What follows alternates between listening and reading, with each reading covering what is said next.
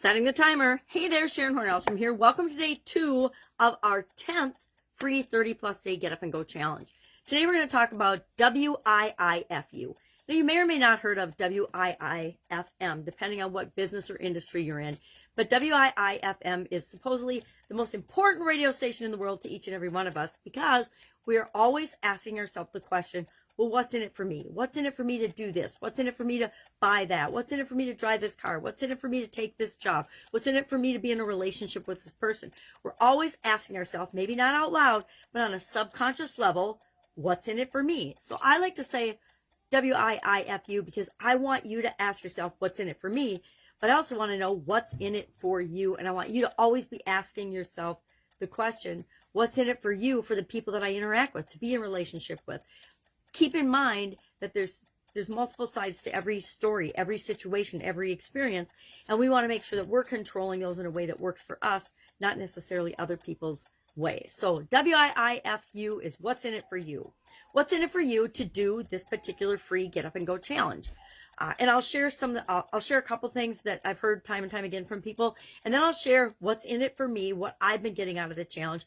I'll share our tool today. Let's start with that. Our tool today is set point. There are so many things that are really hard to measure in our life. What I've learned over time is that the things that we measure are important to us. We pay attention to them. We pay attention because we have a way of looking at the results. So a lot of things are subjective though. How do you measure your resistance to changes, challenges, obstacles, setbacks, frustration, failure, etc.? How do you measure that?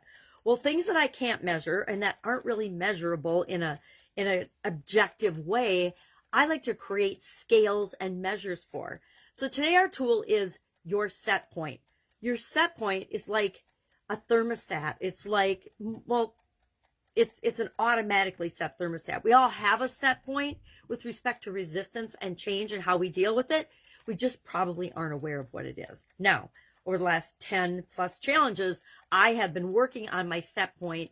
So my set point is more of an intentional thermostat to continually improve than it is a set point. So when we measure things, and I just drew a little beaker. Why did I draw a beaker? I don't know, I'm a nerdy engineer. So I drew a beaker and I said, okay, if the bottom is 0 resistance, none, and we don't necessarily want our set point to be 0, right? Because we want to take into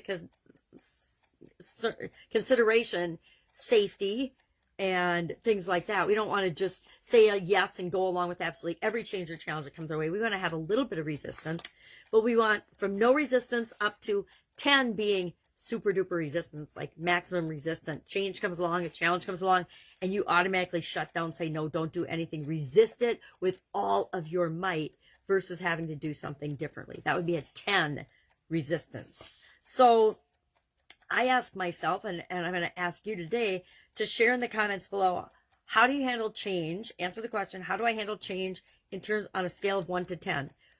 And I like to do pre-COVID, sorry about that, post-COVID, and where I'm at right now. Pre-COVID, before I was, during, and then when COVID hit, what was my resistance, and then where I am now. So for me, for example, I'm at a 3 now. Why? Well, because I've gone through this process over and over again, and I've noticed that every time I do it, I feel a little bit better, a little bit better, a little bit better, a little more confident, a little more automated, less resistance to change and challenges. So no matter what comes my way, I'm keeping a level of safety there, but I'm also automatically applying the SOAP framework and getting better results than I would if I weren't doing the challenge, or if I weren't having a process that's on purpose installed in my subconscious. Before COVID, I was pretty average person when it came to changes and challenges that came my way. I kind of would go any which direction depending on how I felt about the challenge or the change initially. If I thought, okay, this is bad, I would be more resistant than if I thought, okay, this is good, this is an opportunity, how am I going to take advantage of this? And then now, when COVID hit, I, like everybody else, was uncertain, not really scared, knew I needed to make some changes, but not a lot. I have health challenges, so from a personal health concern standpoint, I knew there were certain things that I was going to have to do, I was going to choose to do, that other people weren't necessarily going to choose to do. So What are some of the what's in it for yous to do this challenge? Number one, it gives us the ability to handle changes and challenges automatically on autopilot. We learn and we practice in all areas and aspects of our life. We're going to do 9 areas and aspects of our life.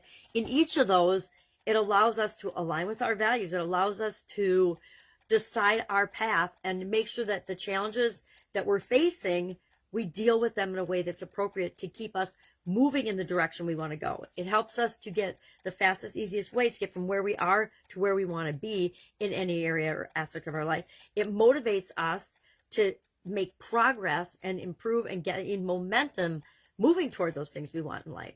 It's all about you and creating the life that you want. It's all about, mine's been all about me creating the life I want and going through each of the different areas and aspects of my life. Going through it 10 times in the last 2 years has been really, really powerful. And I've made incredible progress that I couldn't even have imagined before doing the challenge. It allows you to be a role model and set the example for the people you love and care about by demonstrating emotional intelligence, the ability to deal with changes and challenges in a way that seems effortless to people that are watching from the outside looking in. So those are just a couple of the things that I've gained and garnered by doing the challenge. What's in it for me? So share in the comments below one thing that's you're looking forward to or that you believe you can gain from this challenge. Why are you doing this challenge? And or your current step point when it comes to, on a scale of 1 to 10, your resistance to change and challenges. Do you go with the flow and handle challenges really easily? That's, 0, 1, 2, 3, 4. Average, 4, 5, 6. Struggle and resist change a little more than you think that you ought to, 7, 8, 9, 10. Share in the comments below. Any questions, hit me up, and I will be with you tomorrow. Bye.